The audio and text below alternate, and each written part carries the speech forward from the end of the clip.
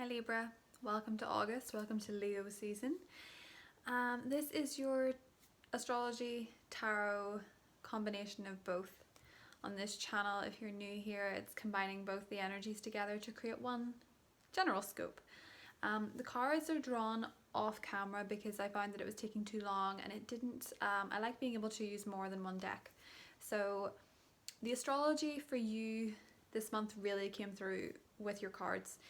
And a lot of the energies in the sky, the full moon and Mars and Chiron, a lot of it is to do with romance, but a lot of it is to do with relationships and our intimate relationships with people, you know, one-on-one, how we connect with others is kind of the main focus for you in Leo season. Now Leo season's very friendly for Libras. It's the 11th house. It's very, it's a beautiful time to manifest things because in astrology, the 11th house is kind of associated with those powers of manifestation and good vibrations and having your thoughts, you know, echo back to you. But there is a lot of stuff going on for you below the surface as well. Your 7th house is squaring your 4th, and with Mars being in Aries, you know, Mars is your ruler of relationships, and to have it in Aries in your 7th house, connecting in a voice of tension with your childhood, Libra, there is a sense of, you know, when we think of squares between the 7th and 4th, we think about how we can project issues with our parents onto our partners, or issues from childhood. You know, for a lot of you, one of the things that came up right off the bat was the gardener card, as well as that also came up the broken heart. And for a lot of you, this is what at a time in your life, be it from childhood or be it from, you know, younger relationships in your life, whenever you had, you know, puppy love or young love or first loves or whatever it is. And it doesn't have to be, but a substantial person in your life at some point didn't meet your needs to the point it's really caused a substantial break in your heart that I don't feel has quite healed for you. And 2020, with Mars being there and Mars being in Aries for such a long time, and it's going to retrograde, which means you're going to feel the energies of commitment and love much more intensely, and you're going to actively want to pursue these things and consider these things. You know, meeting with Chiron, the wounded healer, a lot of your energy for the latter part of the year, but especially in August, because it's connecting with the sun in Leo, harmoniously, don't worry, harmoniously. But you know, a lot of this month is to do with healing that broken heart where someone didn't meet your needs. And I think for a lot of you, the aspects of it say that it could have been a parent who was absent. It could have been, you know, believing that people of all gender are the same, or that all people are going to do the same thing, you know. And for some people, you know, they become their parents in relationships, or they marry the parent that they had the most trouble with, you know, things like that. You know, not literally obviously, but you know, when you marry someone and it's dysfunctional, a lot of the time it's because you never healed or resolved that issue with the parent who was dysfunctional. Do you see what I'm saying? A lot of the energy astrologically is trying to heal you from that. And even if it's not a parent, it could be somebody in your life that was substantial enough to really break your heart, and you're being asked, as Mars begins to, you know, Mars is in shadow. As it begins its shadow period, you're being asked to revisit, what is it that broke your heart, and are you still bringing it forward? Are you still bringing it into your relationships? There's also a full moon in the 5th house, and it is connecting with Taurus, which is again very intimate. It's your 8th house. So it couldn't be any more intimate in the sky for you, Libra, which can be beautiful because it can really open you up to things. In fact, one of the things for those of you in, you know, any kind of relationship, it seems to be that there is, for many of you, and if it's not in August, it could be for the rest of the year, for many of you, you seem to meet the person you're meant to marry, or you get engaged, or you get married, or whatever it is.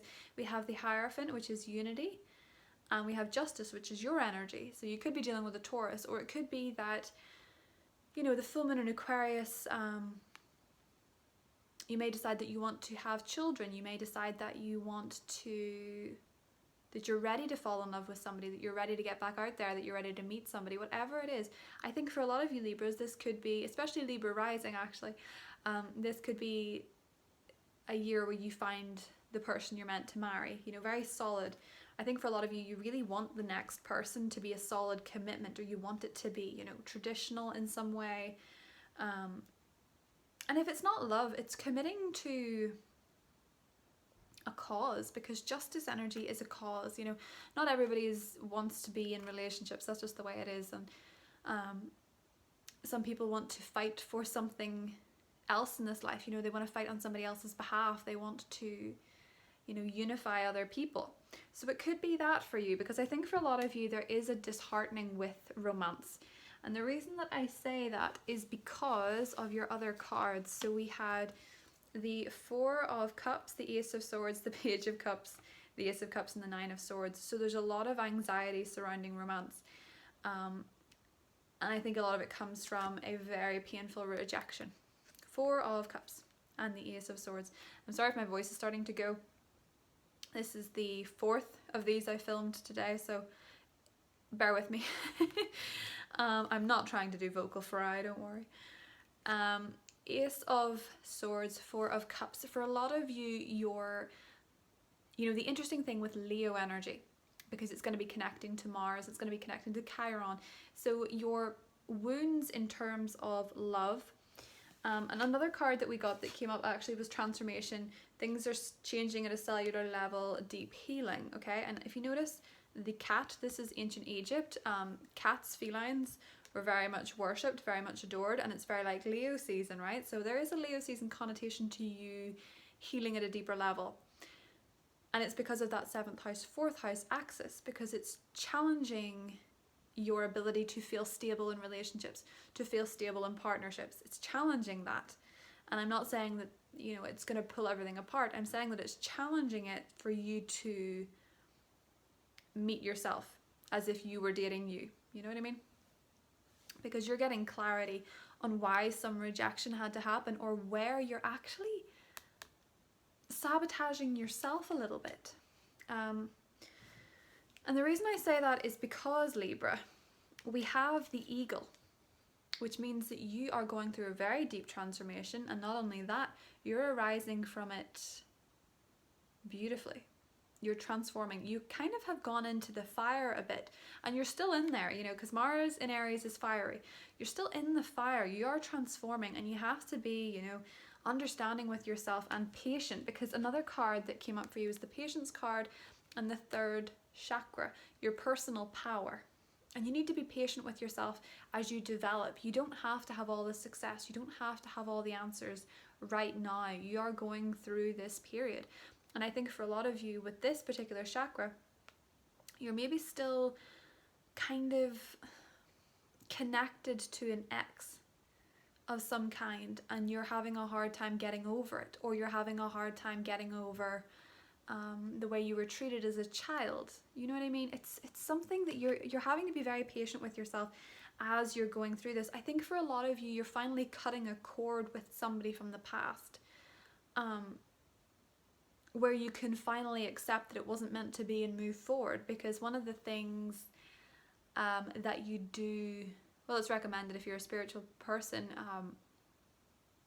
and I for sure think it works, especially if you've dealt with someone who was narcissistic. Cutting cords is very important, you know, visualizing that connection being severed, which is what the Ace of Swords usually means. So if you have somebody from your past or something that is really holding you back, you'll come to terms with it in August. And if not in August, you will come to terms with it in September, October, because that's when the retrograde is really kicking off, right? So in terms of exes, for a lot of you that aren't over somebody, there is, you know, with Mars going retrograde in your romantic sector, your partnership sector, there is a potential, Libra, that people from the past can re-emerge for you in relationships. You know, you more than another sign per se. And you get that chance to either revisit it, I suppose, or, you know, disconnect from it. and seek out something better, because one of the things coming in for you is love, and it's coming in at a time when you really don't feel like it. Like when you feel really anxious or rejected or worried about it. And I think for a lot of you as well, I think for a lot of you, you have a fear over your own mind in terms of romance.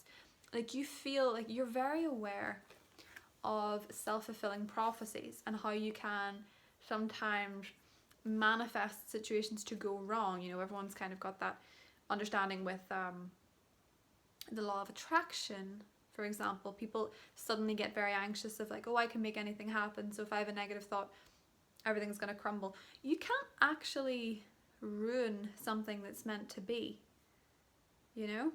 Because if you do, that was meant to happen for a reason. So take that control and that pressure off yourself if you're worried about messing this up. Now, for a lot of you, this is a message.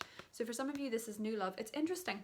I feel like Libras for the rest of the year are either making a significant commitment to a current relationship, be it by getting engaged, getting married, moving in together, whatever it is, or a lot of you are going into a brand spanking new one. I feel like there's very little in between. I feel like a lot of you are being pushed to partner up, you know, with so much energy in your partnership sector with Mars and Chiron. You're being asked to partner up. Another thing that's kind of interesting is the Venus aspect to the North Node, occurring in your 9th house of travel and higher philosophies and higher point of attraction. So around the 5th of August, do bear in mind that in terms of manifestation, very strong, especially in love, but also in terms of travel. Now, I know that it's a strange set of circumstances we're in terms of traveling, so I don't know for sure what your country's guidelines are or what it is, or if it's a short trip or whatever, but there's a sense of potentially beginning a move. So for some of you, you might have been really thinking or dreaming even of a country where you want to live, or an environment, or a culture. There's some kind of pull, you know, in a different direction. Maybe your destiny isn't where you are right now, and maybe the love of your life isn't. Maybe maybe you're just not in the right place right now. Because one of the things as well that came up is the golden opportunity, and a lot of this, you know, with the eagle imagery and the wings. I see wings repeatedly in your cards, and the trust your path card as well. Okay, so there's a lot of energy about flying, and you are an air sign. You know, there's a lot of sense of flying somewhere, you know, moving somewhere. I do feel like you might have to be patient though, because of the patience card, obviously. But trust your path. If you knew you were supported, what would you do? So I feel like you're asking bigger questions. I feel like you're actually moving in a different direction in terms of travel. So this month, Libra, I think it's beautiful, but at the same time, there is those challenges between your 7th and 4th house, and as a sign that's very focused on relationships, that can be tricky. But it's all pushing you to learn how to balance the intimacy with the playfulness, you know, the fun with the commitment, or, you know, getting to terms with your own projections and relationships. Because, you know, as we head into the 12th house season, which is Virgo season for you, a lot of the time, when the sun is in your 12th house, you have a lot of soulmate energy. And I don't necessarily even mean romantically on its own. I mean in general, you know, you start a job when the sun's in your 12th house, you can bet there's karmic energy going on there. Or if you meet a new friend, you can bet they're probably part of your soul path. It's some kind of guidance. So as we head into Virgo season, it's going to all become abundantly clear that there's more going on behind the scenes. But for now, you know, be gentle with yourself as some stuff comes up in terms of your relationship life, and know that you are healing, and it's quite intense and it's quite deep. So, you know, be gentle with yourself, try to stay balanced as much as possible, and do keep that sense of adventure alive, because it's really going to be a way to pull yourself out of the depths that you're going into, because you are really attuned to some very interesting knowledge this month within you. You know, a lot of things make sense in terms of why your relationships play out the way you do, or why you've made certain choices, or why this person is the person you want to commit to, or why this person isn't. You know, things like that. It's very much about finding who you belong with and where you belong. So some beautiful stuff coming in for you, Libra. Just do trust your path. You are headed towards, especially in love, there's so much of this is destiny. So be gentle with yourself. I hope you have a really beautiful Leo season. The extended is going to be linked below if you want to go into that. It's more in depth. Clarifying all the cards, going more in depth into love, into the different signs you could be dealing with, like air signs, water signs, etc. It's also going into more of the astrology. It's 20 minutes long. It's linked below. If you enjoyed this video, give it a like, and subscribe if you want to. And I will see you guys next time. Bye.